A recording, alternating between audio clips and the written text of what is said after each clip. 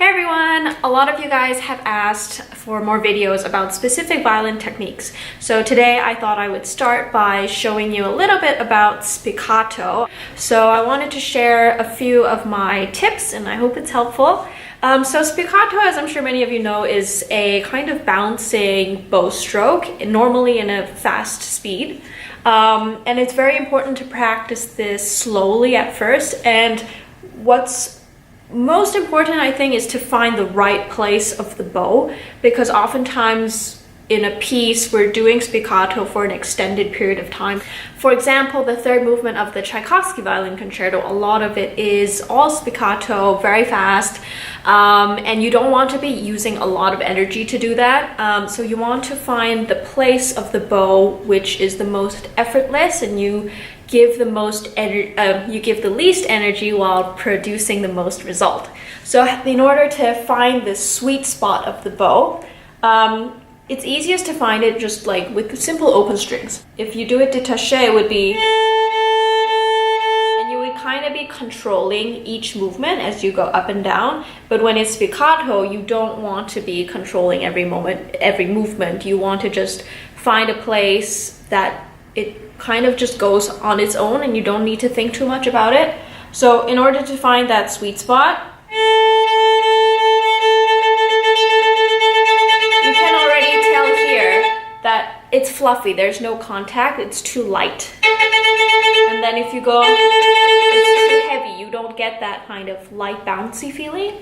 So somewhere around here, at least for me, every bow is different, so you need to work on like finding your own sweet spot of the bow. For me, it's around here, and I can tell because there's a kind of bite to the bow hair, to the string, to the sound. There's a clarity, and I don't need to work pretty much, like I'm not really doing anything with my arm, and it's just bouncing on its own.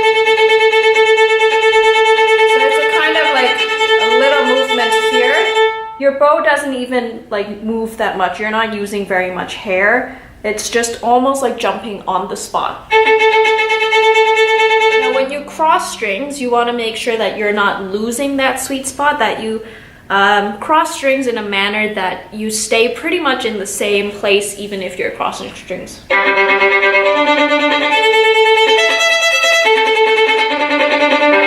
So it's very little bow contact. Try to stay close to the string, especially if you're practicing slowly, so that when you're playing fast, like your bow isn't going all over the place. You don't want to be moving the bow too much here, because then you'll lose that sweet spot. So it's kind of like doing this movement exactly where you are. You don't move the bow, and then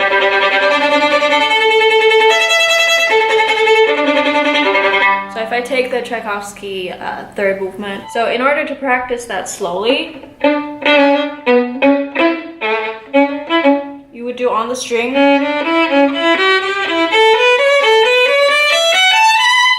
then a little faster.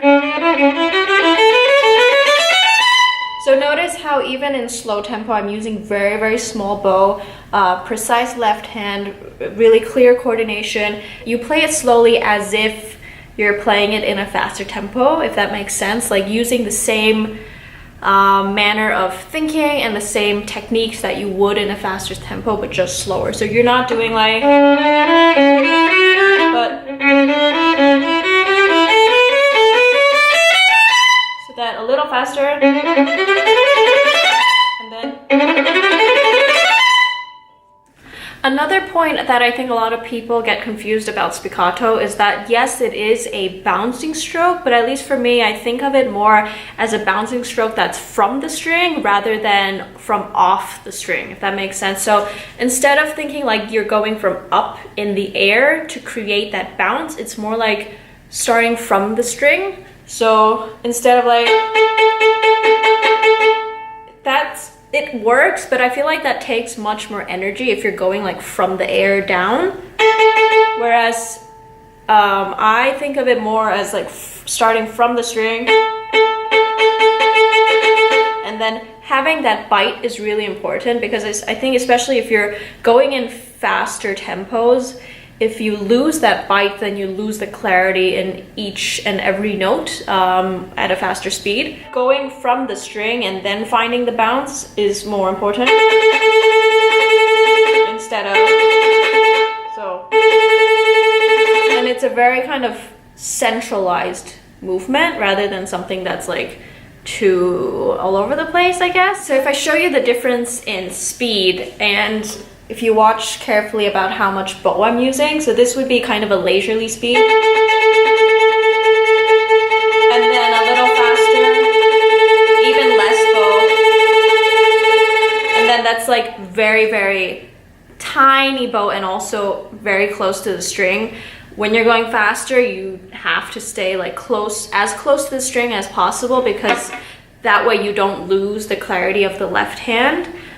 If you're going too far away from the string and trying to bounce too much, then like you'll lose all the notes once you add the left hand. So try to stay as close as possible. And then if you go really fast, then you're going into tremolo. And that's for another video.